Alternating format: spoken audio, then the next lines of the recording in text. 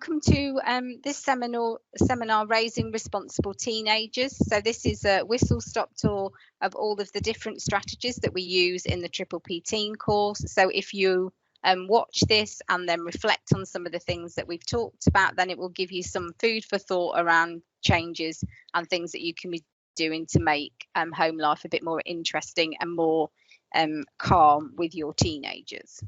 So the overview of the session is we're going to have a look at our hopes and dreams. So obviously, like our parents had for us, we have hopes and dreams for our teenagers. We have things that we'd like them to achieve, whether that be, doing okay at school, getting a sort of job that makes them happy, meeting somebody in time to come as they get older, which makes them happy, and and that they can move on and have a really happy and fulfilled life.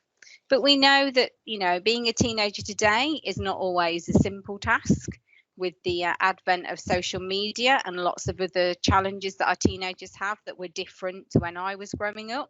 Sometimes that is quite a challenge for teenagers. So there's a lot more mental health concerns for teenagers today. So there's lots more things that we need to be sort of thinking about and considering. We're going to have a look at 6 key ingredients for raising responsible teenagers, and we'll have a look at those in depth as we go through the seminar. And of course, because this is a recorded seminar, there won't be the question time, but you've always got the options of contacting Positive Parenting if you have any further questions. So our hopes and dreams. We'd like our teenagers to become young adults who will have positive family relationships. So they'll get on well with not just us, but other family members, and maybe have other people in the family that they can go to if they've got worries or concerns, and they have a healthy lifestyle. So we encourage, starting from when they're small, to to wanting to be outside, to in the importance of washing our body, making sure that we wash our hair, that clothes go in the washing basket. Be successful at their studies, so whatever their capability and whatever it is that they can achieve, that they can be accessible to whatever they can achieve, and whatever job that they go into is that they do well in that job and in that work. They can be positively connected into the wider community. So again, having friends, getting to know their friends, family, and sort of finding out what's happening in the wider community and being connected to that. So if there was youth groups going on or they were in football teams, then actually that gets them connected and getting to meet other people within the community that they would find maybe have different relationships with, which would be quite helpful for them. So the 3 key areas that obviously impacts on all of us is our family, the wider community, and school. And if there's something going wrong in one of those areas, then you find is that then it has ripples into others. So if they're having any issues or challenges in school, then you will often find that they will bring that home with them. They may not always tell you what's worrying them, but they may show that in their behaviour, in how they and maybe their attitude towards us, but maybe things are not going as well as maybe they're making us believe. Obviously then, if there's issues with school, that could be about friendships, maybe about bullying, maybe about other issues, and that can impact then on the wider community, because they may be having issues when they're going out with friends, with other people, sort of picking on them or calling them names, or are trying to encourage them to get into stuff that they're not that keen to, but that peer pressure can be quite significant at that age. So they're really key areas that we're going to have a look at. And the really important key area is the family. Making sure that teenagers have good relationships in the family, they have people that they can talk to, is really key for them, and that there is security and there is consistency in that family. If maybe there's less security and consistency in the school and the wider community, actually having that consistency within the family and knowing what's happening and why it's happening really helps our teenagers to have that security. We all know, I'm sure I was an interesting teenager for my family at some point, that parenting teenagers has lots of different elements to it. We want to manage the move towards independence. We want them to grow and develop and learn new skills, you know, how to cook, how to make cups of tea, how to put the washing on, you know, so that actually they are getting ready then to move away from us as they grow. But also we have to remember that just because they were maybe, you know, really good children as they were in primary and things like that, it doesn't mean to say that they're going to stay well behaved all the way through, and they can become sort of badly behaved, or they can start to show some challenges to us as their parents, which is quite natural because, you know, we're starting to learn stuff about ourselves. Teenagers, we can start to have our own views, and we're not always going to think the same. So it's, you know, so it's just being aware of that. And peer pressure, you know, as we've already said, you know, there's a lot of peer pressure, and obviously all teenagers are going through puberty, adolescence, body changes. You know, they, you know, inside of them can be feeling a bit more challenging some days, and they can sort of, and that can make them maybe look like they're being stroppy or they're being difficult about things, but maybe they might be dealing with what's happening inside their body. And ultimately, we'd like to prepare them for leaving home, though we know today with the difficulties with you know, costs of renting or even buying houses, that, you know, that children are living at home with parents longer. So it's even more important that we manage the move toward independence and really developing that relationship so we can continue to live more harmoniously together at home. And today's teenagers have far more opportunities and freedoms. There's loads of opportunities in school. There's loads more jobs. There's, you know, there's different types of jobs. There is more freedom. Even if you're sitting in your bedroom, you can be impacting with people from all across the world. You can be, you know, so there is a lot more freedom, but there's a lot more uncertainty over risks, because obviously sometimes people are not always what they seem to be. So when they're talking to people online, maybe they're, you know, playing gaming or whatever, we do have to be aware that, you know, that there are risks involved with those things. The media never reports the positive stuff, you know, and we know that teenagers are doing some great things and are doing really well, but as you can see, we get lots of very challenging headlines which make us worry then about what kind of a world we're bringing our teenagers into. You know, parents don't care as teens risk death. Well, you know, you do care as a parent. Sometimes that worry and that situation, you can, you know, behave maybe differently, but we do care. But actually, all of these negative headlines make us feel like it's a harder job than maybe it really is.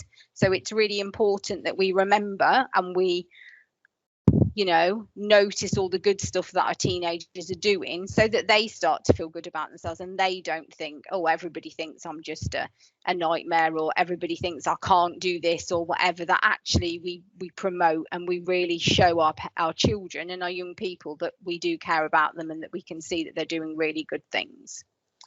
So yes, we went on some training recently where it was all about the development of the teenage brain, and I know that is spoken about in more depth in the actual delivery of this program, but parents spending time looking into that can be really fulfilling as well. I mean, they talk a lot about the emotional response of teenagers, and I think that really hits the spot of sometimes about how teenagers are still going through these changes, and that not everything they respond with is rational. So as a parent, understanding that there's a very emotional response from teenagers, and to expect an emotional response, and spending any time looking into that sort of neurological changes and how the frontal lobe is different through those years and everything, it can really help to understand why teenagers going through what teenager is. Yeah, also, the other sort of factors that I see as a youth worker that are presented to young people now, very much around mental health and self-esteem, self-harm is very prevalent.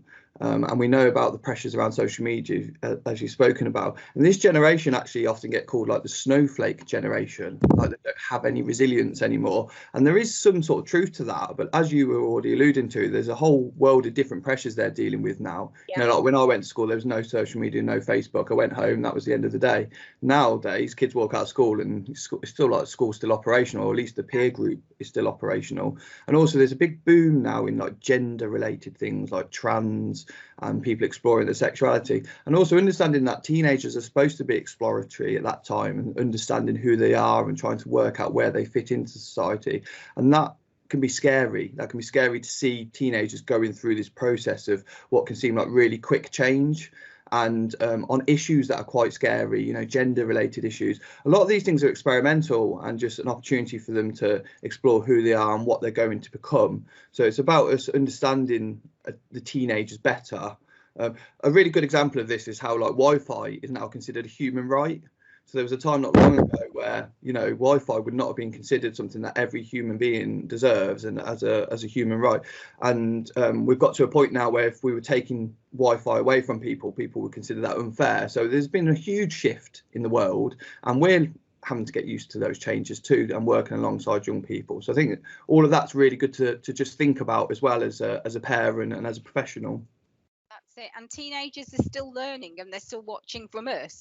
You know, I think we forget sometimes with the very young children, we're very aware of our modelling and trying to modify our behaviour because we're aware that they're watching and picking up everything that we do.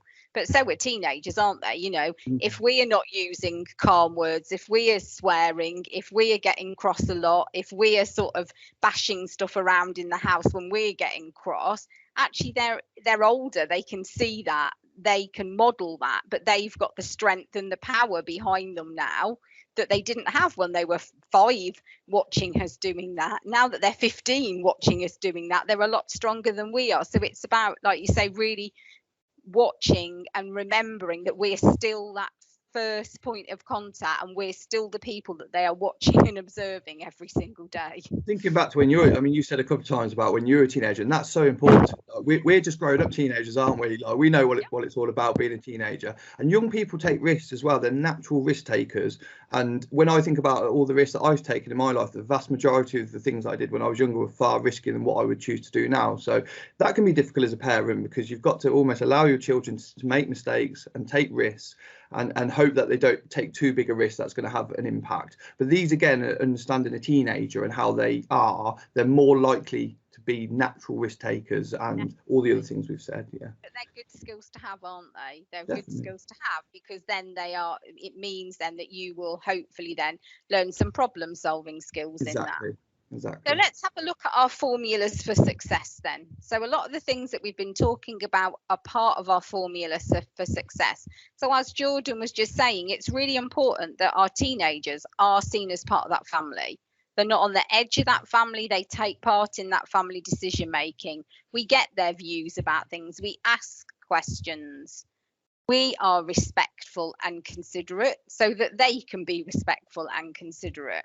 We need to try and create activities that our young people are going to want to do, so that actually, and again, finding out, you know, well, what kind of thing can we get you to come and be part of, because actually we want to make some of those memories as a family. But if we're always choosing the activity that they absolutely hate, like you always go bowling, but actually that young person is so over bowling now, you know, but actually if we go to the climbing wall, then I might be interested in coming. Then we need to move stuff around and shake stuff up.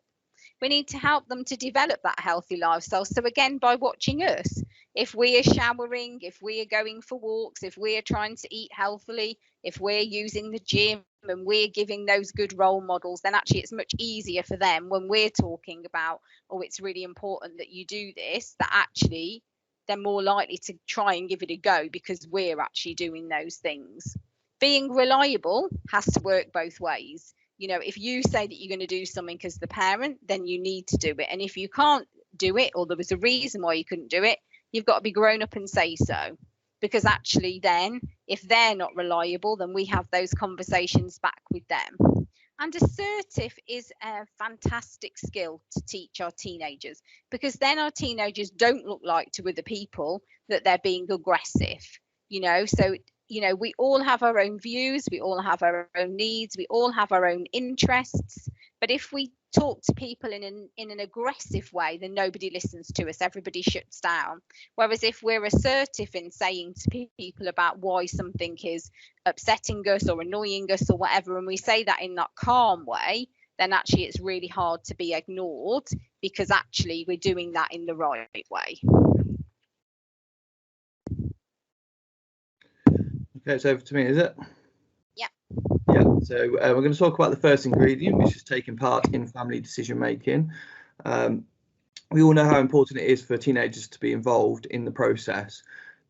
I always think about teenagers, they're focused very much on their peers, and that can be quite difficult for a parent. You think, why are they so focused? You know, like even when I was a child, I used to be embarrassed about my dad dropping me off in the car that we had. I used to make him drop me around the corner. And as I grew up and I think back to that, how ridiculous that was, but that meant so much to me at that time. So again, it's about putting it into context for that child, about where they are in their development.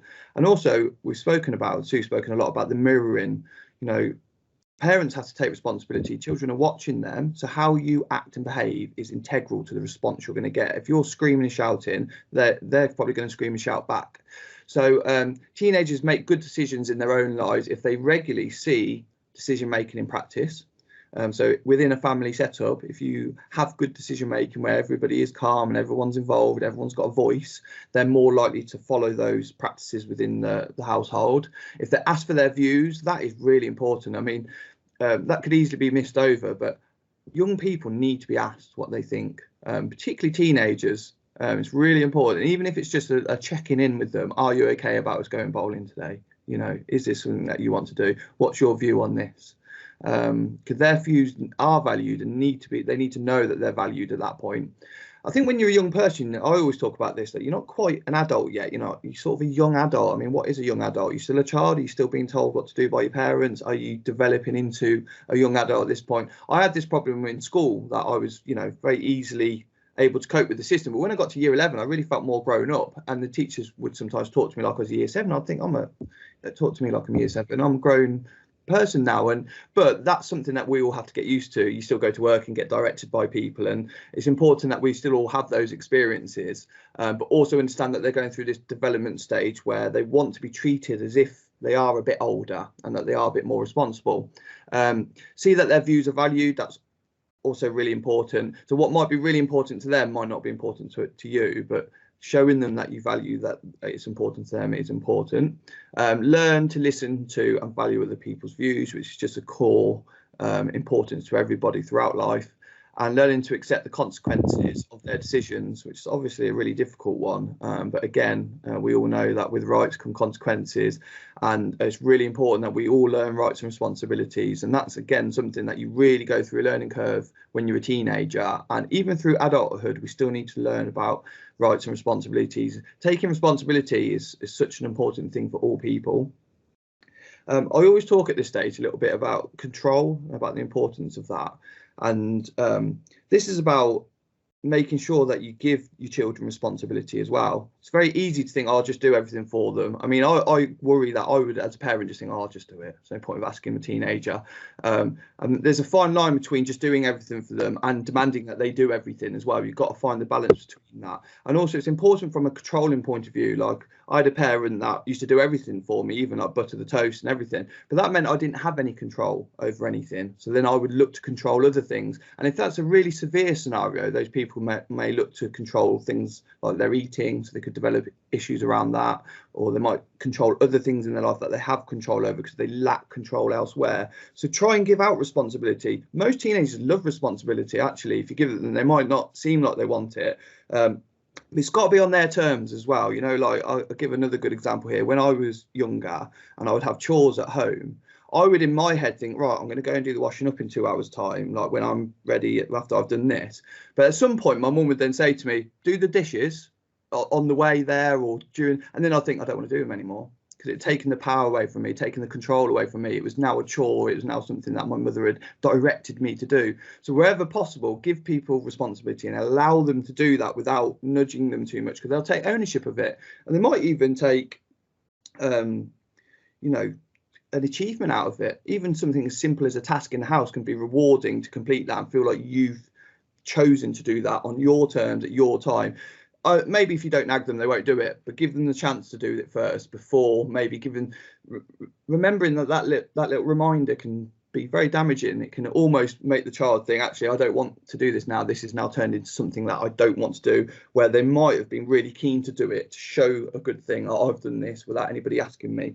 So that's really important. And also, like, the overprotection thing can very much happen as well, where we can overprotect a child. So, for instance, children, we were talking about wanting to take risks and things. They might want to go to a party or, you know, you've got to find a way of putting the protection in around that, because if we just wrap them up in cotton wool, I speak to some parents who don't want the children to leave the house because they think it's too dangerous, and it is dangerous. There are dangers outside, but if we just believe everything that's in the media and we try and wrap our children up and never let them out, that will have its own consequences in a negative way when they then try and formulate real life as an adult. So we've got to be prepared to sort of bite our tongue whilst they're going out there and put as much protection around whatever activities they want to do. Okay, on to the next slide. So how to encourage taking part in family decision making, involving your teenager, asking their views, listening and acknowledging, positive comments, avoid criticising and any sensory or criticising, and ignore negative behaviour. I think it's really, really important that we ask children their views, and that we then, when we ask them, we follow that up with, that's a great idea, or we're listening, and that we show like affirmation that we hear it, particularly like all children, but boys particularly. Sometimes we forget how much boys need compliments and affirmation and told they're doing well. They often don't receive these things as often. You know, like there's always the stereotypical thing of like, good girl, oh, you're a good girl, and we encourage girls to be good, and they're told they're good. Whereas with boys, it's a bit like, oh, cheeky chappy. So then sometimes we forget within that boys need that as well. So if there's an opportunity, take it with a boy to say positive things to them as well. You know, like when you say something good to a child who's done well, you can see that beam on their face. Sometimes they don't want to show it, but they really like. Sometimes I praise children, I can see like it's almost like they've been waiting for that praise so long. And sometimes it can be hard to learn how to praise, you know, or give compliments. We can be really bad at this, particularly in the UK. That it's a bit like we don't want to say we're good at things. You know, like if you say you're good at something, everyone's like, big Ed thinks he's good at that. But actually, it's really important, if your child is showing they're good at something, tell them you're doing great and this is amazing, because that can build so much confidence in somebody. And we shouldn't be scared to tell people they're really good at things and doing well, and to promote and encourage them in that way. So it's a fine line, but we certainly shouldn't feel like we shouldn't be doing that. Okay, good. On to the next one. So valuing opinions, ownerships over tasks, giving responsibility, all really good things to do with teenagers. Holding a family meeting is something that we speak a lot about in Triple P, and this is really important. So it's finding a time that suits everybody, avoiding times when people are tired or in rush or rushed. A good example of like the modern world is a lot of children are on like their Xbox, and when they're online like it's an active game. So if you bust in there and like come downstairs, we're having a meeting at that point, which I still think could be a perfectly reasonable request, because your request might be, when we call the meeting, we're calling the meeting, so you have to stop the game even if it's active or not. But if you want to start the meeting in a way that everybody feels that they've agreed to it, if you're saying to the child, you've got to come off that now, they're going to get their back up straight away and think, well, I've not quite finished what I'm doing. So in the modern world, it might be better to say, we're going to have the meeting in half an hour, everyone at the table in half an hour, and give that child the time to get off their online world and whatever they're doing, because to them that's everything, and just coming off it immediately at the drop of a hat might cause them anguish, and then you're starting off on a bad foot. Other important things, removing all distractions. So, you know, having rules like not having phones at a table is really good.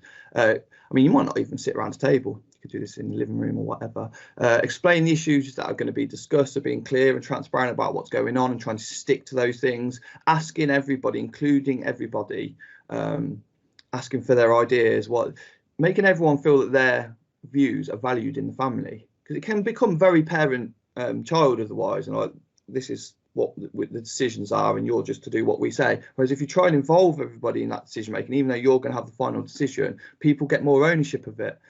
Getting someone to take notes so that you can look back and on the decisions, keeping the meetings as short as possible. That's really important. I mean, I regularly talk about how I recently attended a lab meeting, and a child is sat in there, everyone's talking about this child, they're not having that much input while the teachers and everyone is saying things. And it can very quickly, for a teenager, career into a negative, without you even realising. You might have been in there 40 minutes, everything's positive, and one person says something at the end and the child gets annoyed, and then everything careers down in a really negative way. So be very aware of bringing it to the close and ending on positives. Like, don't let it career off into this negative moment at the end. Or if you see a child getting anxious or isn't liking something, bring it to a close and readdress it at a time when things are better. Okay. Fabulous. Thank you, Jordan. So now we're going to move on to the second ingredient, and this is being respectful and considerate. So as a parent, what we need to do as family members in the household, we need to be respectful and considerate.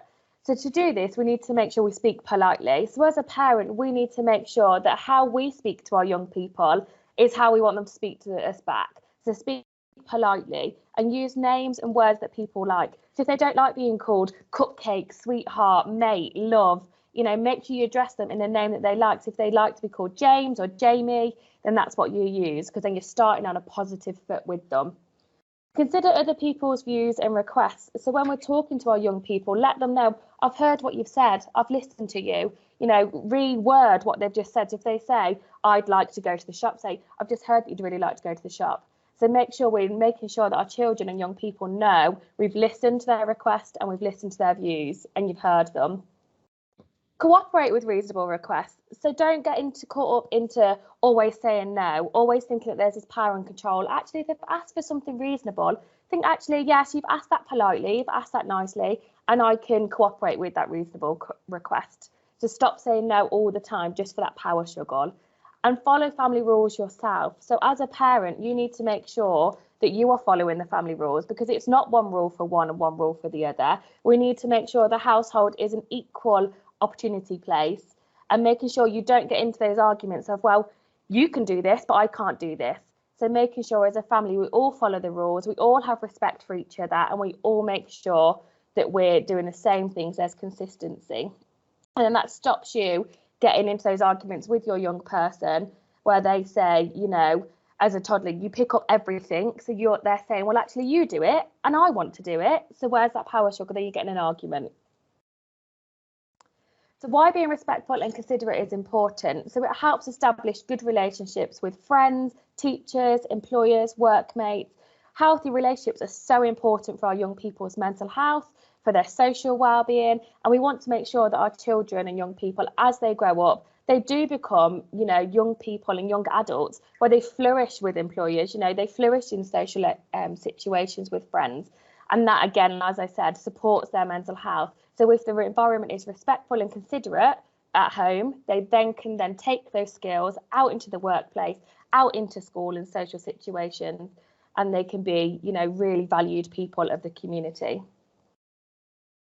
So how can we encourage respect? So to encourage respect, we need to speak in a pleasant tone of voice. So as I've said, you know, speaking to your young people politely so they learn how to speak back. Okay, so you're not getting into argument. Why can you speak to me like that and I can't speak to you like that? To speak in a pleasant tone of voice. Model being polite when speaking to others. So that is for everybody in the household. When you're talking to your partner, when you're on the phone to your employer or your friend, your young person is listening to all of those conversations. So make sure you're modelling how to speak nicely to others. And as Jordan said before, how to modelling those difficult conversations, because your young person's picking up on all of those skills of how to deal with challenging conversations and challenging situations. And if we as adults can remain polite, then our young person's learning those skills as well. Praise your teenager when they are polite and consider any requests seriously. So if they've asked you nicely to do something or to go somewhere, you let them know. You say, I really appreciate how you asked me, you know, when you wanted to go to the park. I really like the way you worded that phrase of saying to your brother that you'd really like them to, you know, you'd really like them to play with you. So letting them know what you're happy with, praise them as much as possible, because the more we praise them, the more they're going to be doing that behaviour, because they do like praise, although they might look at you a bit funny and think, oh, well, why'd you say that? They really like it. It really supports their emotional well-being. And consider any request seriously, as I've said before, making sure that if they've requested something, consider it. And if you don't know the answer right then, let them know, I'm considering what you're saying. I'll come back to you in 10 minutes once I've thought about it. Or I'm going to speak to, you know, my partner or your father, your mum, whoever that other support network is, and I'll come back to you. Let them know you've heard them. Prompt your teenager to use a polite tone and manner when asking for something. So as I've said, letting them know that how you'd like them to speak to you, and give them the opportunity to give it a go. So if they've asked not in a polite way, if they said, I want to do this, you say, well, why don't you think about how you could ask that in a different way, and give them the opportunity to give it a go in a polite manner, and then respond to their request. And do not give in to your teenager when they speak in a rude or unpleasant way. So we would need to make sure we don't fall into the trap of rewarding that negative behaviour, because it's an accidental reward then. So give them the opportunity to reword it and then look at their request. Some good examples, Lucy, of when I was younger. A lot of parents back in the day, they would say things like, "While you're under my roof," or "I pay the bills," and which is fine, you know, like you do pay the bills and it is under your roof. But what most children think is, you brought me into this world. You know, you're responsible for me, so I'm here whether you like or not. So finding a better statement than "I pay the bills, you will do as you're told," sometimes, particularly with older children. And I think that's what you were kind of explaining there. And there's some of the old school sort of examples where we're trying to move away maybe from some of those sort of like very closed sort of statements towards what's a teenager to respond to that, really. It sort of corners them a little bit. So more of a negotiation, certainly not using those classical terms. Yeah, no, absolutely. And that's when you get the arguments, don't you? Because that's when the conflict comes. Thank you. So helping your teenager cooperate with reasonable requests. So how you can help them to cooperate is make sure your request is reasonable. So as a parent, what you're asking them to do, is it in their gift to do so? Do they one, understand what the request is? And two, you know, have you done it in a good time? So as it says, the next point is time your request well. So is it reasonable and is it timed well? So as Jordan said earlier, don't be going into their bedroom when they're midway through a game, chatting to their friends, and you ask them to put the washing away, because that it's not well timed. They're going to be defensive. They're going to maybe ignore you. So making sure when you put a request into your young person, time it well. Get close and use your teenager's name. So making sure that you can see your teenager. If you're shouting from down at the bottom of the stairs up to their bedroom, "Can you do this?" Or "Jamie, can you put your clothes away?" "Jimmy, can you come and put the washing away?" You're giving them the opportunity to ignore you. And one, are they ignoring you? Or two, did they not hear you? So you don't know which one of those two has happened. Then you're already angry, you're cross as a parent. So if you make sure that if you ask your teenager a request, you get close to them, you've got eye contact, you're in the same room, you give them the opportunity then, you know, as a parent, that they've listened to you, they've heard you, but then give them an opportunity to stop, think about it and consider it. So as you can see, pause for 5 seconds, let them think about what the request is, let them process that, because it does take time to think about it, especially if they're busy doing something else, okay, and making sure we do it in a clear, calm voice. And if appropriate, allow a negotiation. So if they say, after this game, you say, okay, well, after this game, but I don't want it to take any more than half an hour. So you negotiate, because sometimes that last game can go on for a little bit longer. Or if they want to go out longer with their friends, they say they want to come back at 10 o'clock and you think, actually, maybe we can negotiate and let's do 9:30. So negotiate if appropriate, and express appreciation if your teenager follows your request. So if they've listened to you, make sure any opportunity you'll give your child that appreciation. Let them know that you really are proud of them for making a really good decision. Letting them know that actually you're really proud that they've made an adult decision and that they've made a decision on their own without you having to, encourage them to do this or do that. Back up with a brief suitable consequence if they don't. So making sure that right there and then, if they haven't followed an instruction or a request and you haven't had that conversation and they ignored you, back that up with a consequence there and then. Not make sure it's reasonable as well. We're going to go into reasonable consequences shortly, but making sure that if they haven't done, haven't put their shoes away after school, making sure it's brief, suitable, and the consequence is there and then. Why family rules are important. It's really important that we have rules as a family. And as Jordan said before, we're not as parents just doing it all for them. You need to make sure that they are learning skills, they're having the opportunity to develop and thrive, and they're having opportunities in the household for you to praise them. So family rules are really important, and they help life be more predictable. Young people love predictability. It makes them feel safe and secure. And our young people struggle when things are chaotic, and that's when their behaviour becomes chaotic. So actually, if your household is predictable and they know what is expected, your young person's emotional well-being, mental well-being, and your whole family life is going to be a lot more happier and healthier. Help people who are living together get on better. We all want a nice home environment. And if the rules are set clearly, then everybody can live together in a healthy environment. Help parents pass on family values. So there's lots of family values that each household has, and it's really important that we stick to those as parents and as families, because they're what make us unique. And that's really important in this world, that we encourage our family values and our uniqueness and our cultural experiences go through to our young people. Help teenagers learn the values of rules or codes of conduct in other areas of life, and it strengthens rule following. So every parent wants their young person to thrive in life, you know, so these skills of following rules are going to be useful throughout their whole life. So in their career, at work, at school, they need to learn how to follow rules and codes of conduct. And we are just giving our young people the opportunity to practice these at home and to learn where the boundaries are at home. And as parents, we then support them as their first teachers to let them know, actually, the rules are really important. And if we break them, there are consequences. And then that means when they go out into the workplace or into school or volunteering, whatever they're going out into the future, that they're able to flourish and succeed. How to agree on family rules. So agreeing on family rules is really important. As Jordan said, getting our young people's opinions and voices is key to make sure that we have a successful, healthy environment. So sit down together, allocate some family discussion time, and encourage your teenager to take part in setting their family rules. This isn't about dictatorship. It's not about, well, I want you to do this, and going back to, as Jordan said before, you know, well, I pay the bill, so I'm going to tell you what happens in this household.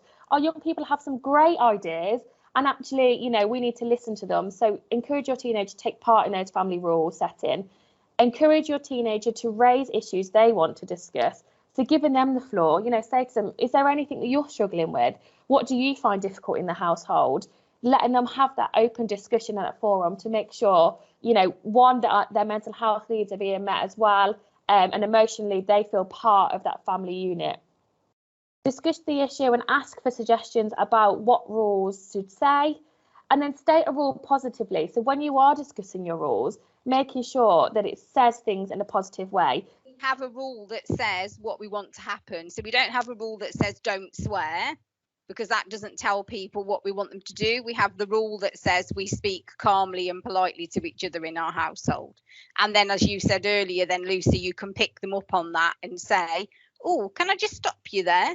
How do we speak to each other in our household? And it gives them the opportunity to change that without us getting into the arguments or then having to get into bigger consequences, because that reminder often helps them then to think, oh yeah, and then to do it differently. And sometimes we all need that reminder. Our heads are full of loads and loads of other things, and teenagers are no different. They've got lots of things going around. So sometimes it's just important for us to kind of stop them and go, how do we talk to each other?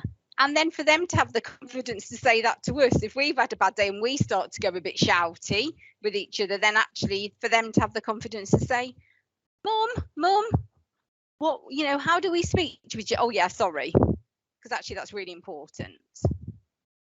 Thank you, Sue.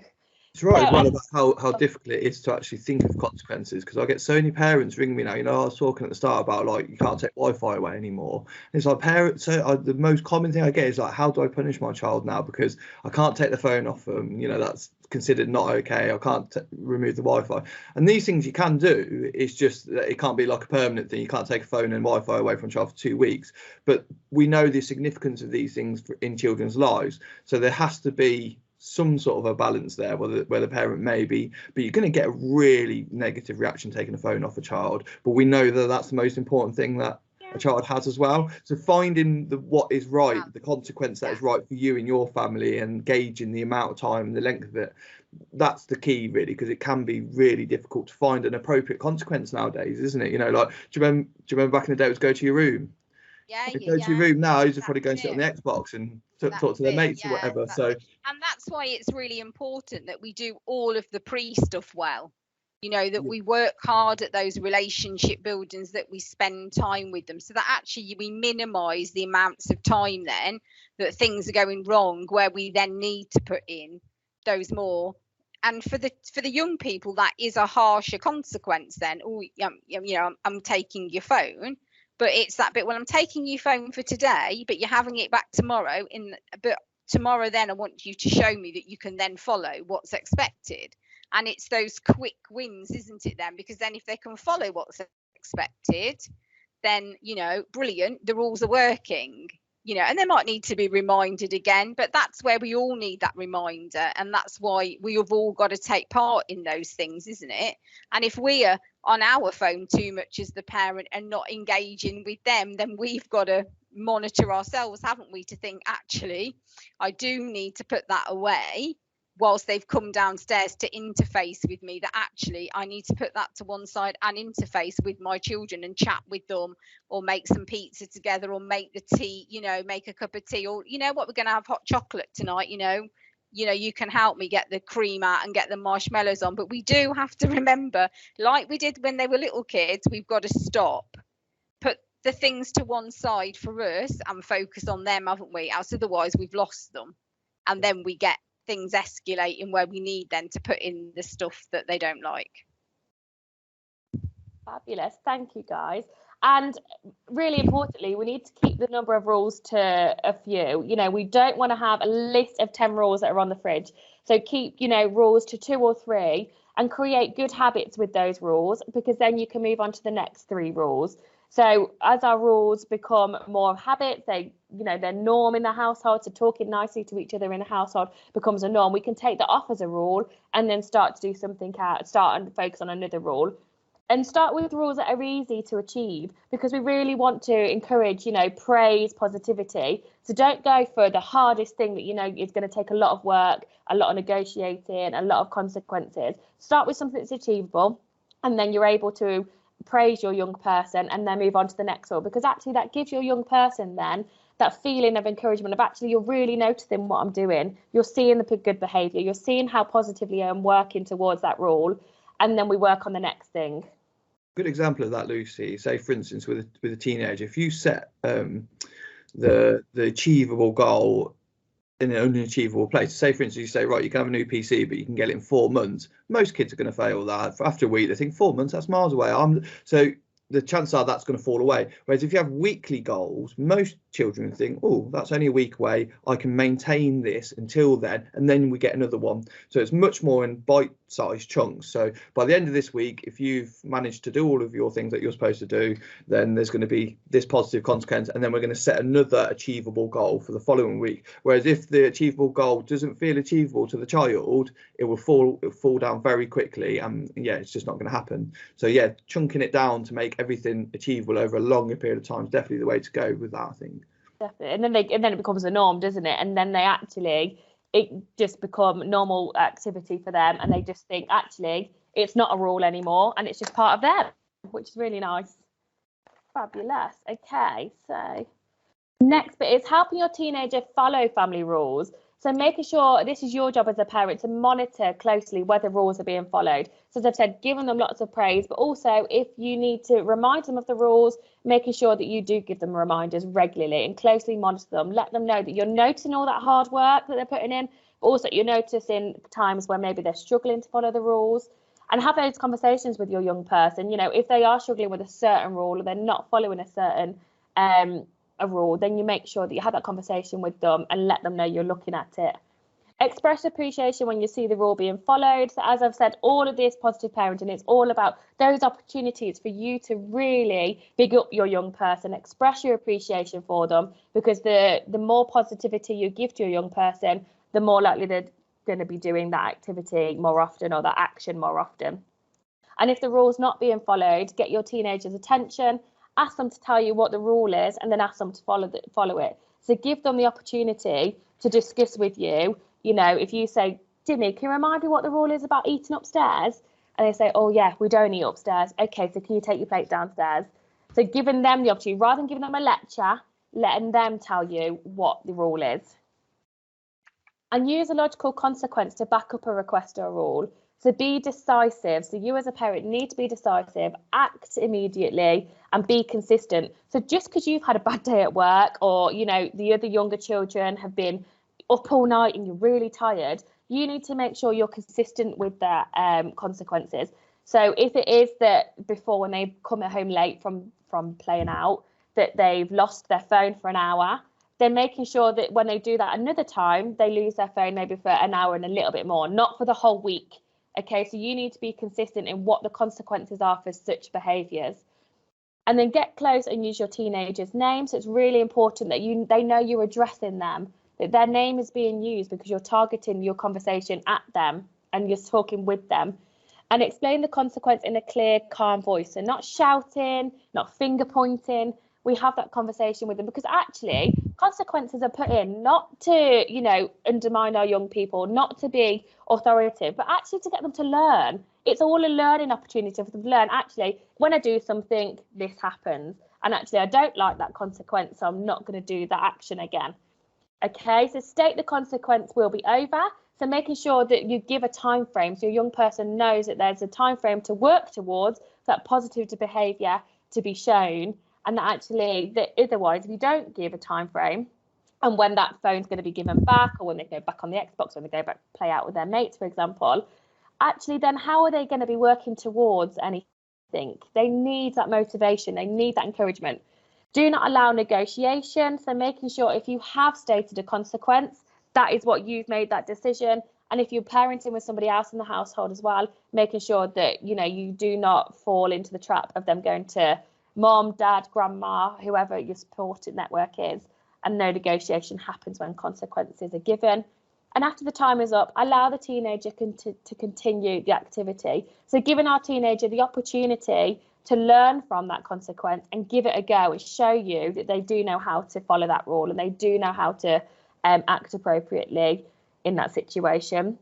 And look for another opportunity to make a request for your teenager to follow the rule and impose the consequence for longer if the problem continues. So if it continues, you look at prolonging that consequence, but again, not for a whole week, not for a whole month. As Jordan says, we need to make sure it's short, sharp, and giving our young people the opportunity then to give it a go and letting us praise them, because we want to be able to praise them the next time they do it. Now we're going to move on to the third ingredient. It's you, Jordan. Okay, so being involved in family activities and the reasons why this is important. Obviously, we've touched on this already, so we'll probably go over this one a little bit quicker. But spending time together provides opportunities for talking and having fun. I often talk about, like, there's these yearly stats that are given out about how happy every child is from every country in the world, and you'd think, like, some of the Western countries like the UK and America, where, you know, things are plentiful, our children would be really super happy and at the top of the list, but often they come near the bottom, and that's to do with some of the complexities for children and about how much they're having to deal with. Sometimes you've got a lot, but there's still a lot to be dealing with. And it's important to note that, you know, like, I work with a lot of young men, and when they're developing, they're still not quite sure really what masculinity is, and like they're still developing or understanding what their ego is and trying to understand like how to be a man. And that's why it's important that this about being involved in activities with adults, it's really important. It's the same for girls. I work with so many girls whose self-esteem is just destroyed. You know, they're just really low. They don't hear compliments. You know, they're not told they're doing well, and they're not mirroring, they're not seeing other adults doing these things. And that's why it's really important. So helping with chores can share the load, but it can also teach the necessary skills for independence and independent living. So a good example of where this might be important, you know, like I would sometimes observe my dad doing certain things around the house and my mum, and I would do those chores with them. And that's what I would consider as role modelling, because I would view my dad talking to people and be like, okay, that's how a man talks in that circumstance. Or I would watch my mum in another circumstance. So it's important that we facilitate our children having these opportunities. It doesn't have to be mum or dad. It might be that uncle comes round and spends time with the children. You know, for example, I was a terrible loser when I was younger, so my dad used to have to play games with me until I got used to losing and could accept that. So I had to learn how to sort of model his reaction. So over time, and it was the same, I would spend time with my mum when she was doing certain activities. She used to take me to football, so that would be time, that special time that I would have with her, where she would engage in something that was key to me. I remember my dad used to sweep the garage, and to him he was just sweeping the garage, and to me it was everything. I used to watch him, I used to want to mirror doing the sweeping. So making sure that we are aware of the things that are going on in the house, and that children may actually want to be part of that, and all the other things that we've spoken about, giving them praise, involving them in the decisions. Something as simple as getting on the eye level of a child can be really important, not something spoken about enough, especially smaller children. You know, I'm quite tall, so if I'm talking to a child, that could seem quite almost, like overbearing. Whereas if I get down on one knee and talk at a level to a child or to somebody that's much smaller, it's like, I'm getting down to your level, we're equal here. We're going to hold a conversation where your points of view are valued, instead of it being me on top telling you what's going on. Okay, let's move on. So how to encourage involvement in family activities, looking for the family activities that everyone enjoys. I suppose having variety there, because sometimes it will be, we'll do what this child wants, and the next week it might be what we do what this child wants, so rotation. Planning the activity together, that's really important, planning. Don't be surprised if your teenager doesn't necessarily want to be overly heavily involved in these things. Don't be surprised if your teenager doesn't want to have that much to do with family stuff, because often teenagers want to be with their peers. They're dominated by what's going on in their peer groups, and they can obsess about those things. So you might find that you go on a family walk and the teenagers start just trotting along behind, the whole sort of Kevin and Perry thing. But that's fine,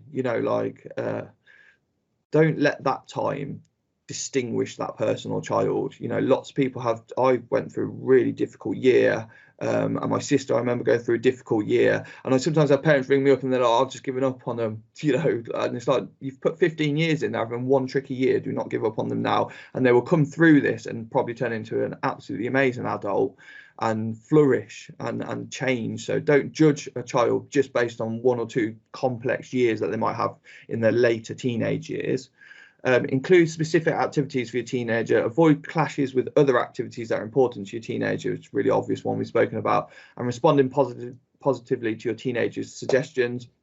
That is super important. This sort of affirmation. All the work that I do with young people, so much of it is giving compliments, making them laugh, telling them they're doing well, these sorts of things. And we undervalue these things. I think this is why children aren't happy, because they don't get enough of those things. So we need to, and also it can be really difficult. Like, for instance, if you ask yourself, can you give people compliments? How easy would you find it to go up to somebody and say, you're really brilliant at this, or I felt really inspired by you around this thing? It can be really difficult just to get the words out to do it. But once you've done it, it's so amazing. Like, you almost feel like I can do this all the time. Like, it can open the floodgates once you get competent. It's a bit like assertiveness. Once you learn how to be assertive, you just really takes off, and then you're assertive all the time. And once you get used to giving compliments and feeling okay doing that, or seeing that the child likes the affirmation, you can then think, okay, I can build on that. He really enjoyed that. I'm going to keep giving him compliments. I'm going to keep getting better at giving compliments and praise.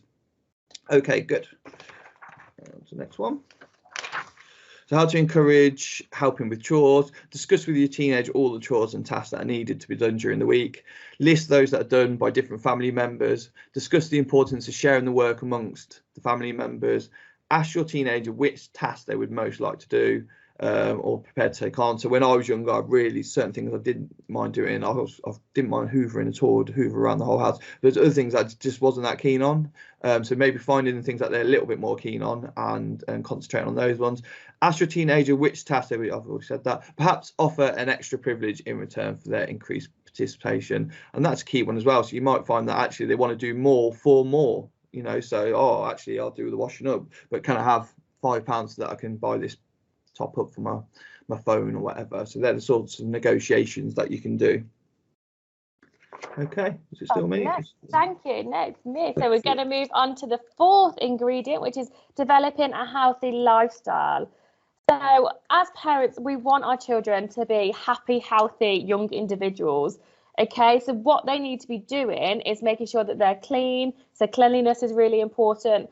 Orderliness, self-discipline as a young person is really important as well. And cleanliness can come from both personal hygiene, but also their bedroom. I know that is a big battle between parents and young people with their bedroom cleanliness. But actually, what your cleanliness and what their cleanliness kind of idea is, you need to come to some agreement as to what is okay. They need to know what the standard is for their bedroom, because that's their space. But actually, they need to learn from you what is okay, and then you need to support them. So if you need to support them to clean their bedroom, put that time in. So say to them, look, me and you will spend half an hour on Saturday doing it together, not going in, bursting and go, right, here's a bin bag, we need to do this.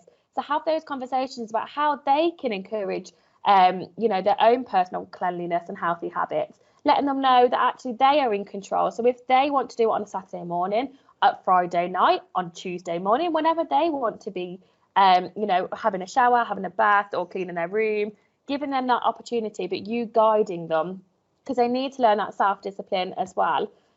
And then exercise is really important for our young people. As we've said before, mental health, for our young people is on the increase, it's on the rise, and we need to make sure that our young people are having the opportunity to get out, have some fresh air, walk the dog, go on their bike, however they can get out of the house, sit in the garden even, walk up and down, you supporting them to say, do you know what, can you go get some milk from the shop? You might know that you can get in the car and you can go get milk. But actually, if you know the young person's come straight home from school, sat on the Xbox or, started playing a game, then actually they haven't had rich exercise, which they need that fresh air to support their growth and their mental health. Send them to the shop, look for all those opportunities to give them the exercise. And diet. Our young people are growing, they're going through so many different changes in their body, their hormones are racing around. So actually you might find your young people eat a lot more or eat at different times, or they're not hungry. They can go either way. One week they might be one side, they're not hungry. The next week they're really hungry and they can eat you out of house and home, as my mum would say. So making sure that they have access to food should they want it, but having rules around that. So if they are eating at 10, 11 o'clock, that isn't great for their digestive system. So have that conversation with them that actually the kitchen's open, until 9 o'clock. But if you want anything after, then you can, have some fruit or have some toast. Making sure that their diet is healthy and balanced as well. So if you know that you give them money at school and on the way home they probably get a fish and chips, or they might go to the chicken shop, that at home that their diet is balanced and they have that veg and fruit available to them. Even if it's not their first choice, you making sure that it's available to them. And regular sleep. So you might find your young person sleeps a lot more as they're getting through their teenage years, and that's just because their hormone changes, their body, as I've said, are going through so many different physical changes and emotional changes. So our young people will need sleep, and if they're not getting much sleep because they're on their Xboxes, their phones, their PlayStations, whatever they're busy doing, making sure that you tell them the importance of sleep and Google it. Have that time with your young person, because I don't think parents know everything. So give it a Google. What is the importance of sleep? What if I don't get my 7 hours of sleep a night? What happens? And there's lots of things online, lots of research papers to show that actually your brain doesn't function as well. Your speech, all the cells in your body, they form differently. Then obviously your diet changes because you're tired. So research it together. Okay, that could be a really nice activity for you to do together and learn. Switching the Wi-Fi off at night, it could be a good tactic as well for ensuring that children are getting the sleep they need. Lots of children are up on their Xbox till late, aren't they? But if without the Wi-Fi, they can't do that. So that's an option. And set that as a consistent rule, so not just doing it every now and then. Just say actually every night at 9 o'clock it's going off, and then you're not having arguments because sometimes you're doing it and sometimes they're not. It's actually this is the standard, because actually we've researched and we know that sleep is really important. So this is what we need to do as a household. Thank you. And why developing healthy habits is important. Healthy habits are formed in childhood and adolescence, often persist into later adult life. We want our children to flourish. We want our children and young people to then end up into healthy adults. Okay, so putting all the graft in, all the hard work as a parent now, supporting your young person to make those good decisions and healthy habits will support them later on in life. Good personal habits have a strong impact on forming good personal relationships. We all want our young people to then end up in healthy relationships, whether that's just friendships, whether that is a romantic relationship, whether that's, colleagues at work. So good, healthy personal habits make sure they have good relationships. And good relationships are so important for mental health and emotional well-being, because then we're able to talk to people. We've got that support network out there in the community or at school or at home, because we've got those good relationships. And we're more likely to form good friendships if we do have healthy habits. And, as we know, if our children, smell because they go through the stages of smelling of BO because their body's changing, making sure that we let them know that actually you might need to shower more often, and let them know that that is a normal, teenage thing to do, is to perspirate, and they just need to shower more often. And it's not going to last forever, but it's going to support them with their friendships, because, the world is tough out there. And we find any reason to find difference in each other. So if they do smell, of body odour, or if their hair is greasy because they haven't showered and hasn't washed their hair recently, support them, because then that's going to support them then in their relationships. Good personal habits have a strong impact on a healthy lifestyle. Healthy lifestyle is really important. We want our young people to have an all-rounded healthy lifestyle, physically, emotionally, mentally, socially. So these habits that we form are really important, because habits are really hard to break. You know, as adults, who's tried to stop smoking? You know, that is a habit.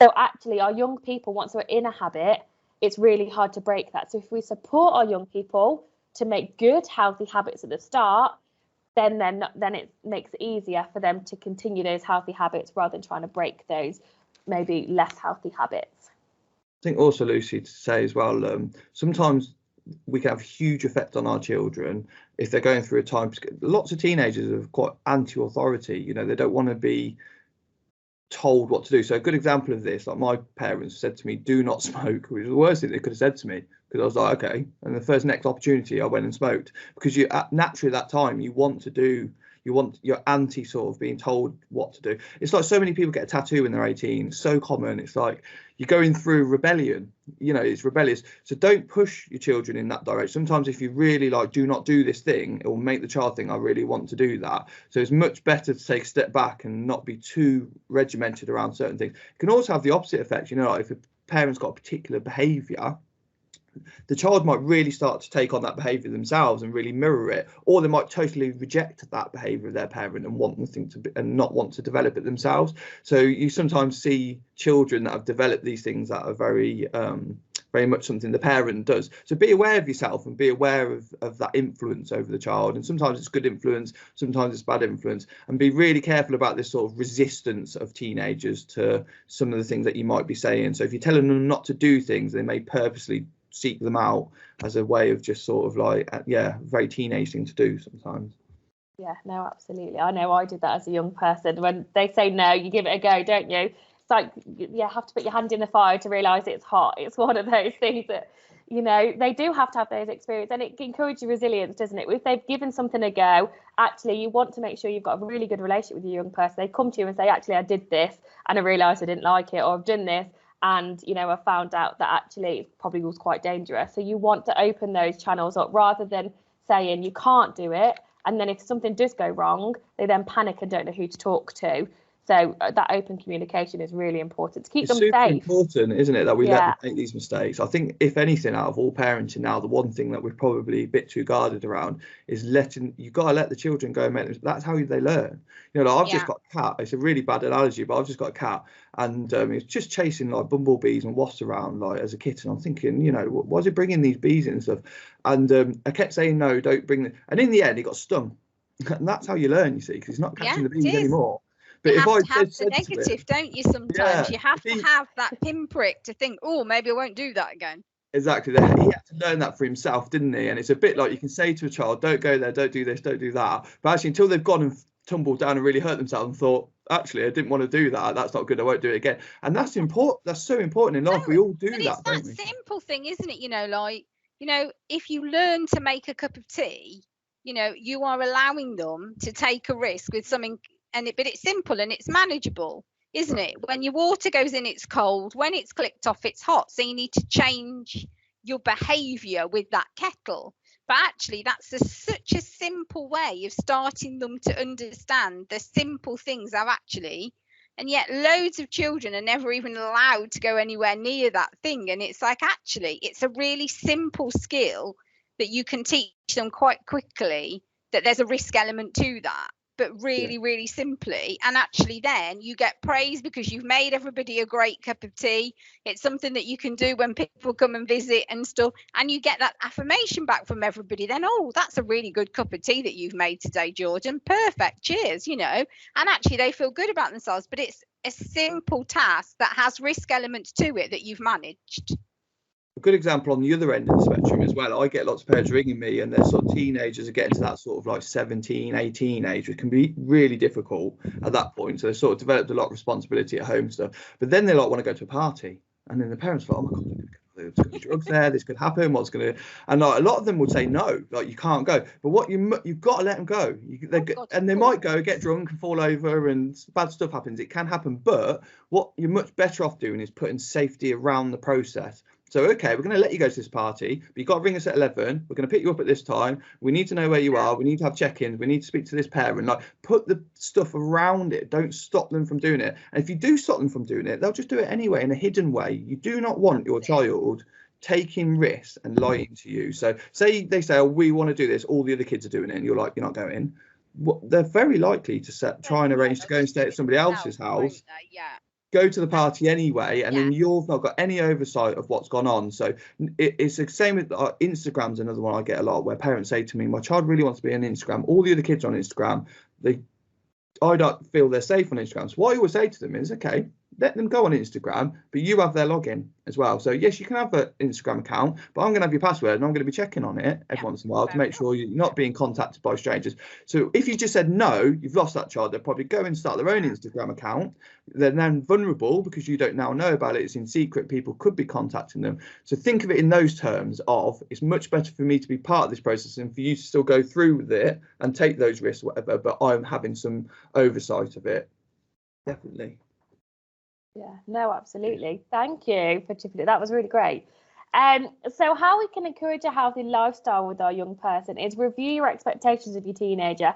And as we've just had that conversation, you know, making sure we don't expect too much, but don't expect too little either. They are going to learn, they're going to be a lot more resilient than what we give them credit for. So review your expectations, making sure that you know your young person, and then check in what other parents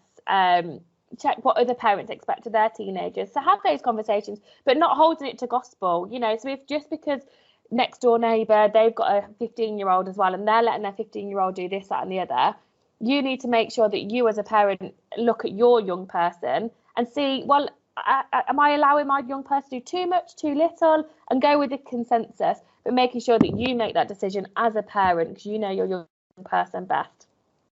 Ask yourself as a parent, am I being reasonable? So these are really good reflective questions before you give an answer to your young person. Think, am I being reasonable?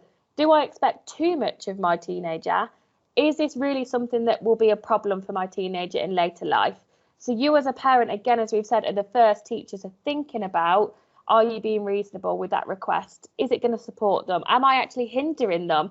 Am I actually making it more difficult for them to socialise? Am I making it more difficult for them to experience, life experiences, have challenges and learn from those? Model these habits yourself. So as a parent, modelling, how you're dealing with life problems, how you're then being a bit resilient or how you're managing those situations, and encourage your teenager to establish routines. It's important that they establish their own routine, although they're in your household and you might have a routine where you want them to get up at 7 a.m. every day, even at the weekends, go for a jog, make sure they do the homework on time. You encourage your teenager to establish their own routines, then they take ownership of that, and then they're more likely to do it, and you can support them to do that. And the encouragement is really important rather than the dictating to them, this is what you should be doing. Ask them when they want to do their homework. Ask them actually, do they find it better to do it after dinner, before dinner, on a Saturday morning?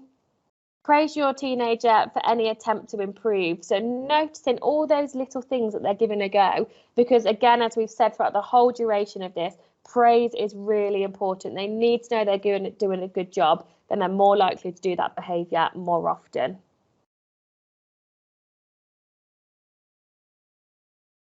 Over to me. So the fifth ingredient is the importance of being reliable. So we've already touched on this, so we'll just have a bit more of an in-depth. So being reliable is really important because, of course, reliability is about trust and confidence in that relationship that you have. So you will know yourself that there are friends that are really true friends who, if they say they're going to do something, they will. If you call them because you've got a drama or a crisis or you need some support, they'll pick up the phone and they'll help you.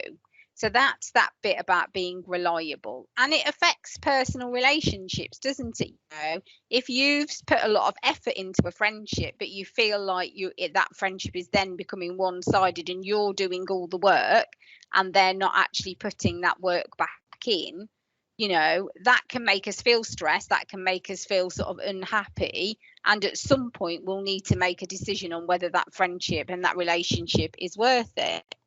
And it also affects work and social life. So we know, You know, when you go to school, you have to arrive at a certain time, you have to move to your lessons. But that's exactly the same when you go to work. You know, if you arrive on time and you do your job well and you ask questions and you get support on the things that you don't know what to do with, then you're more likely to keep the job than if you keep arriving late, you're off sick all the time, and you've got a bad attitude with the people that you work with. Then you're probably not going to have that job for long.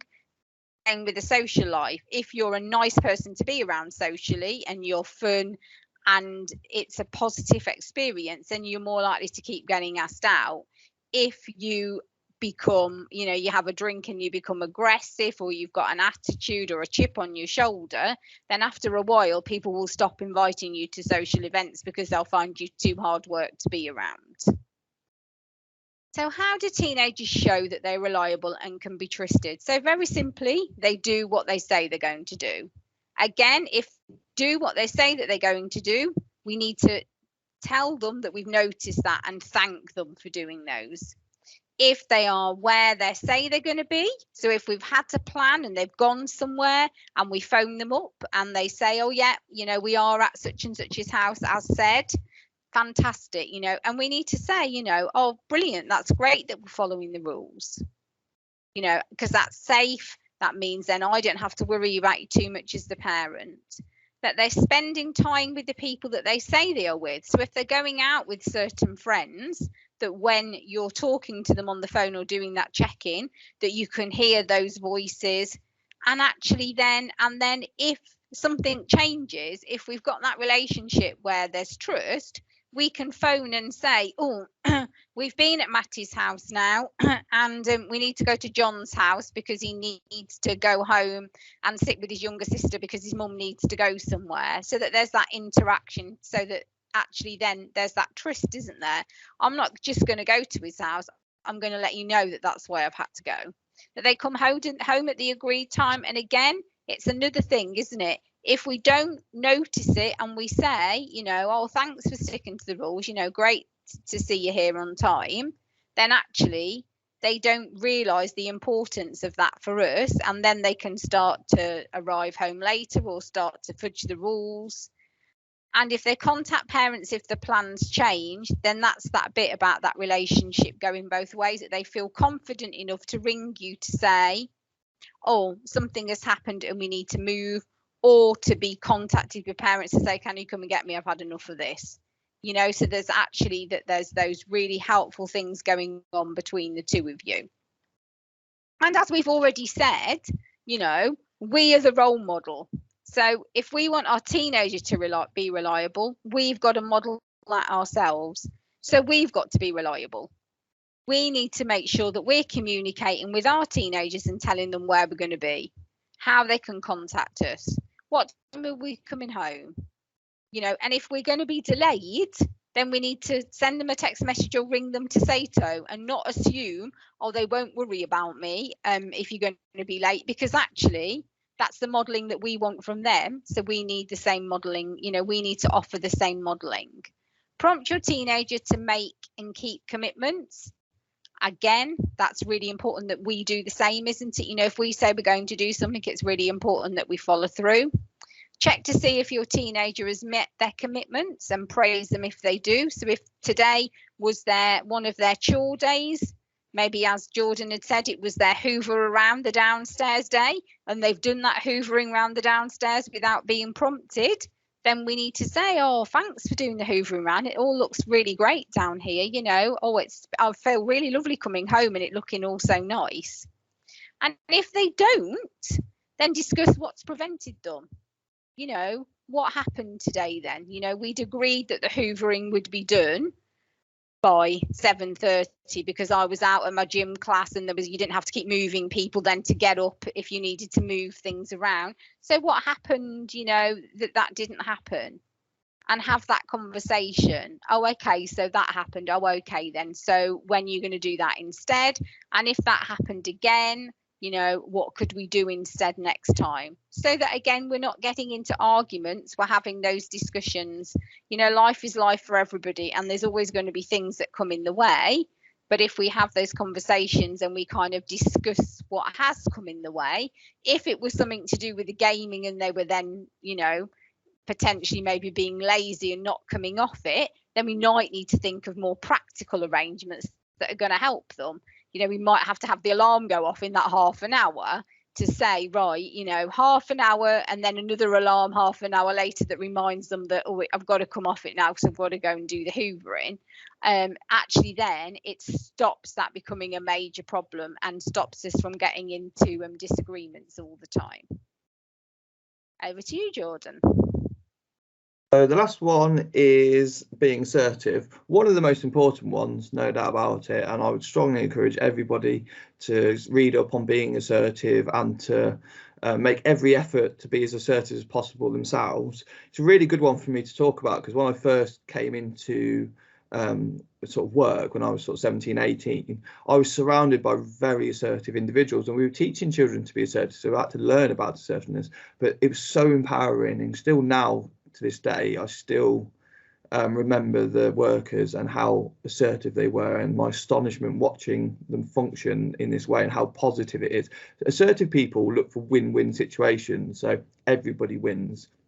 The alternative to being assertive is being aggressive or passive or manipulative. So they're the four key ones that we know of. You might sometimes hear terms like passive aggressive, and that's where people are being either super passive and then turning aggressive.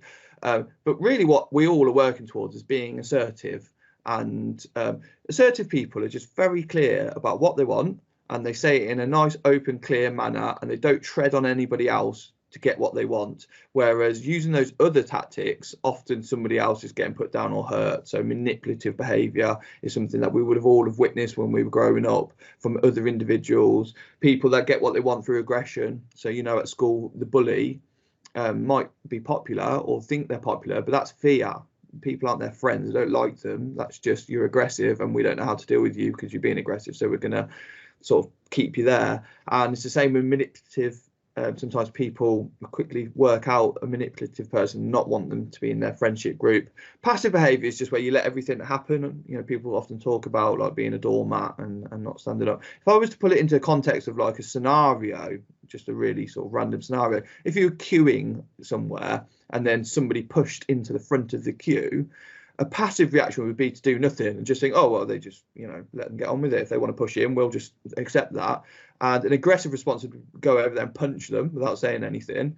And the assertive response would be to go over to them and say, excuse me, do you understand there's a queue here? And actually, we've been waiting longer and do you mind getting to the back of the queue? It's really hard for people to not respond to okay to that, or to show aggression towards that. Another good way of doing it is to look at things like TV programs. So if you watch like soaps like EastEnders, every character tends to have one of these traits. You know, Phil Mitchell was always the aggressive one, and you can go through. It's a good way of talking to children about what the different behaviours are, or do you think that their behaviour or personality type is good? The Simpsons is another good one to do it, particularly because they're all muddled up. Like Lisa is really assertive in The Simpsons. Once you notice it, you can't stop noticing it. She behaves much more like a grown adult, whereas Homer's like, you know, he's a bit useless, and Marge is quite passive, and Bart's very aggressive and quite manipulative. So it's a good way of understanding what assertiveness is. Another good example of this, I often get people ringing me that are very assertive themselves, like a school teacher, or I had a head teacher ringing me once, and she was saying, oh, my child, he just keeps challenging me constantly, and he's always got an answer for everything. And what actually happened was he'd learned to be very assertive, and it can be quite difficult when you've got an assertive child because they're saying all the right things and you want them to do as they're told, or you want them to be. So it's about acknowledging as well that you can really empower a child to be assertive. And once they're assertive, it can be quite difficult to know how to manage them because they're now saying very assertive things and they're being very clear about what they want. So don't be scared of an assertive child. If they're being assertive, you can be assertive back, and everyone can just be assertive together. But it's a lot easier dealing with an assertive person than it is one of the other traits. Anyway, let me go through the actual slides. So assertiveness is being confident about your views, your wishes, or your needs, and expressing them in a calm and firm way. Ensuring rights are not ignored or abused is a really key part of. So an assertive person would talk up and speak up if they felt like something wasn't fair. discussing different views and opinions without creating conflict or hostility, so being able to have those conversations without it sort of flipping into aggression or somebody getting very upset with what you're saying, knowing when to insist on what you want and when to be flexible and compromise. So yeah, being assertive is not always easy, and sometimes you have to adapt and realize that other people aren't being assertive, and just insisting on what you want all the time is not going to necessarily work. I really think we should teach assertiveness in schools. We kind of don't, but it's one of those key things that we should all be taught somewhere, and school would be a great place for that to happen. So maybe in the future more PSHE lessons will incorporate things around body language and assertiveness and about how key these things are. Okay, on to the next slide. And I think, Jordan, just jumping in there, you know, as a family, you can sit down and say, look, we're going to watch an episode of The Simpsons and together and see whether you can see any traits of each other, and have that open conversation about actually maybe dad is a bit like Homer, or, you know, your sister is a bit more like Bart, you know, and seeing those traits and really owning them. You know, if you own what kind of person you are, then you're able to understand, well, actually, maybe I need to look at how I do deal with some situations, and maybe I could deal with them in a different way, and opening up that forum and have that conversation about, we all have different, you know, personality traits, but how can we support each other to be more assertive to making sure our needs are being met? I think it'd be a really nice activity to do as a family, really. Do you? Absolutely. That's coaching problem solving though, isn't it? You know, when you do the full Triple P course, that's where coaching problem solving is the key, isn't it? Yeah. Because it's getting the children to talk about those situations, and for us to step back as the parent and sort of get them to sort of think about potential solutions, and that's such a good skill, because you're right, it's a skill we've got to have in every aspect of life that we have. We've got to be able to solve problems, we've got to be able to think for ourselves, we've got to be able to understand our own wants and needs and wishes, that the assertiveness is part of, isn't it? Rather than being the doormat, or, well, I'm only thinking this way because that's what I've always been told by my parent. I need to actually open up my mind to create my own view. It's really liberating becoming assertive. Like for me, it was so liberating. I remember, like, it was almost like I was floating when I was going through the experiences. I mean, I was quite young at the time, but you know, realizing how effective it is, and the responses that you get are much better, and that how this is the way to go about things. And it's not an easy learning curve. You know, like you have to spend a lot of time sort of understanding assertiveness and practicing it. And like you say, there's lots of stuff in the Triple P that facilitates that, and we can all be working towards being more assertive. And there are really good examples, like TV programs, where you can sit around as a family, just have dialogue about what's that character like and what could they do differently. In films, there's so much opportunity for that. So assertiveness is a really key cog in this process, and something we should definitely be encouraging all people to work towards, no doubt. Okay, so why being assertive is important. It avoids being bullied or exploited. I mean, some of the, again, when we empower young people, some of the things that I teach them to do, certain statements that are very assertive, that can get them out of a difficult situation. If you're being directed or peer pressured and you're kind of like, oh, I'm not sure, maybe, I don't know, they're going to be all over that. They're going to make you do it. So an assertive person would be like, no, and these are the reasons why, and it can't be asked with. I used to give people tips if they were being pressured to smoke, and I used to give them assertive responses. So things like, oh no, I don't want to smoke because when I'm older, I'm going to be a professional footballer. That just shuts that down. That is like, the kids, they're going, go on then. It's like, no, didn't you just hear what I said? Like, or, you know, my granddad died of cancer. You know, that shuts that down. Or you might be getting peer pressure to do something else, and having a very strong technique of saying no is very assertive. No, I don't want to do that. You know, not, I'm not sure. That's going to straight away lead you down a road where somebody's going to be able to twist your arm to do it. So teaching a child, to empowering them to have these responses can be really empowering, because it's like, when it works, you're like, yeah, that really worked, and I'll use that again, and that's going to be effective going forward. Helping getting their needs met, provides acceptable ways to express ideas and wishes, avoids being bullied, and it moves you away from aggressive responses. Sometimes with people, when they can't be assertive, we use aggression to try and stop something from happening, and that can be a vicious cycle. And it helps you to regulate your emotions very much, and feel like you've got ownership of the situation and what's going on, so helping to gain emotional control. how to help your teenager become more assertive, model being assertive, and that's really important. I gave that example of the parent that was being really assertive, and then when the child was being assertive, they're like, oh my God, like I've got a challenging child. And it's like, no, you haven't. You've just empowered them, and you should be proud of them. Sometimes those children can get in a little bit of trouble at school because school's not. If you're overly assertive at school, you've got to kind of still do what you're told when you're at school, right? So you can't be too assertive. But it's still really helpful to be assertive too at school, particularly to the other pupils and to the adults as well.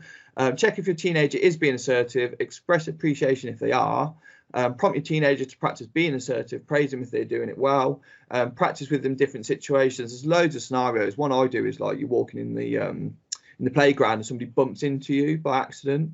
You know, do you turn around and shout at them and be aggressive, punch them? Do you use a passive response and run away and cry? Or do you turn around and say sorry? That would be a good assertive response, like de-escalate the situation. So you can use like multiple choice scenarios. You go to a restaurant and there's a hair in your burger. It's a good example. An assertive person would call the person over and say, there's a hair in my burger, I want a new burger, and would do it in a very calm way and get what they want. A passive person would just think, oh, take the hair out and eat it. And an aggressive person would go, there's a hair in my burger, and start going mad and throwing the burger around or whatever. So it can be quite clear the best way to go about it. Practice with them for different situations and discuss what they can do next time in a different kind of way. Okay, and dealing with my computer's about to go down. Let me put the charger in. Dealing with teenagers' emotions. When your teenager is distressed or upset, stop what you're doing and pay attention to them. Listen and stay silent. These are all really important ways of dealing with teenagers as well. Briefly summarize what you heard and check you got it right. That is so important. So you're feeling this way and this is why you're upset. Because if you try and tell them how they're feeling without using their words, they will immediately say, no, that isn't what I said, or that isn't how I feel. Acknowledge and name the feeling or emotions, another really good one. So you're really angry because somebody did this. Reassure your teenager it's okay to feel this way. I get so many boys through that have got anger problems, and what tends to happen is they're just told don't be angry, but anger is just the same as feeling any other emotion. Happiness, you can't stop anger. You shouldn't feel guilty for feeling angry. It's about how you react to it. So I spend all my time saying to them, it's okay to feel angry. You need to stop feeling bad about feeling angry. That's a natural. Everyone feels angry sometimes. But did you respond correctly? It's how you then react to your anger. It's the consequence side of it that's important. And once a child realises, okay, it's okay for me to be angry, but I need to go upstairs to spend 10 minutes to chill out and cool down, and then come back and speak in a reasonable manner. Instead of it being you're an angry child and that's a problem and you've got anger issues, that's not solving anything. Perhaps tell them that you feel that way sometimes too. Empathy is so important. It goes such a long way. I've been there. I feel those things. I understand, and don't try and solve the problem yet. Everyone needs to calm down first. So also acknowledging that sometimes, particularly with teenagers, resetting things. Come back to me in 10 minutes, have 5 minutes, go upstairs and spend some time thinking about it. It doesn't all have to be solved there and then, and that things can escalate quickly if you try and do that too much.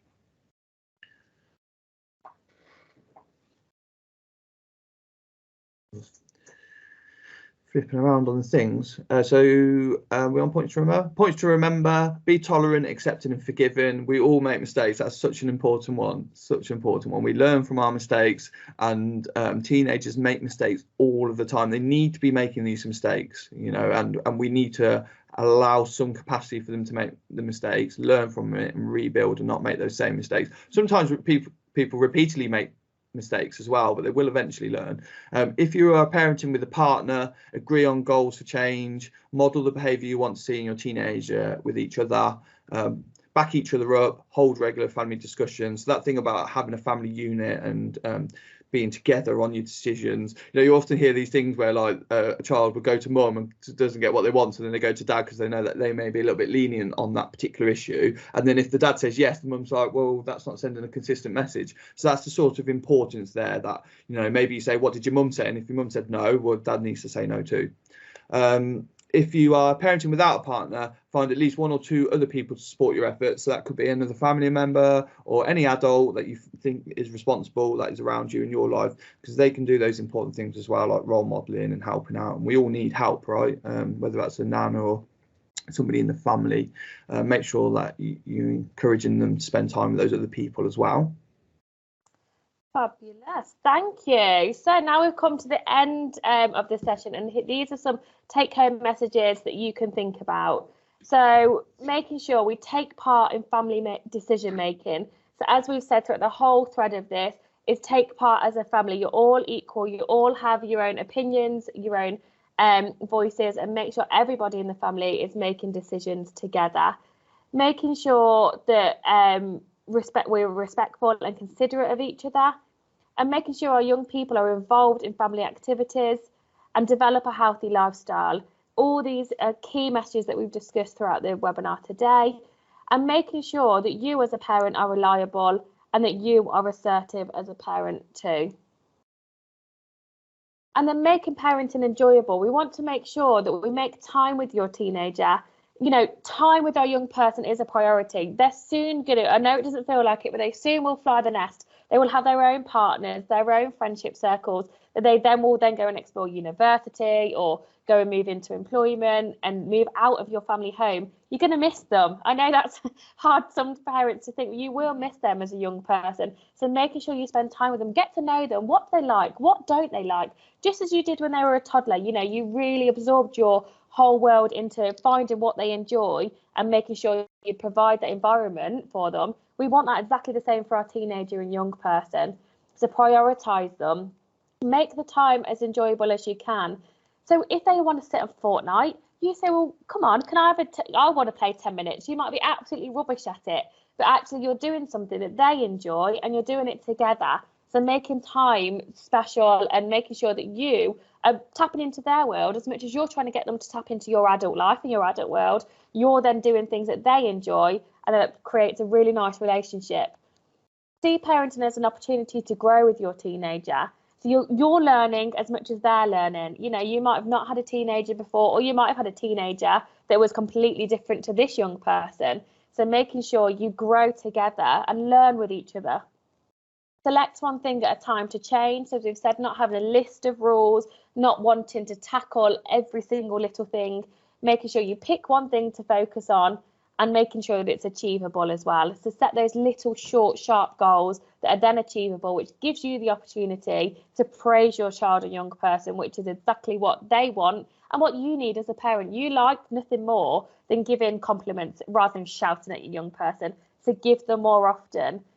Get your timings right. So making sure, am I being reasonable when I'm giving my requests, you know, so making sure that when you're asking them to do something or you're having that conversation, get the time right. Is it right for you? Are you calm? Have you just got in from work and you're stressed? Maybe don't then go in, you know, start having a conversation with a young person about a rule, and making sure vice versa. If your young person's just got in from school or they're on the Xbox or on their phone, making sure you're timing those requests right. So really thinking about that and combine several ideas together. So as we've discussed lots of different things together today, think about what works for you and your family and take those skills and implement them into your household. So as this is a webinar, we're obviously not going to have questions today, but should you require any more support or you'd like some more in-depth conversations with us at the parenting team, please feel free to contact us at the parenting team, and you can find us on the Coventry City Council website. And thanks for listening.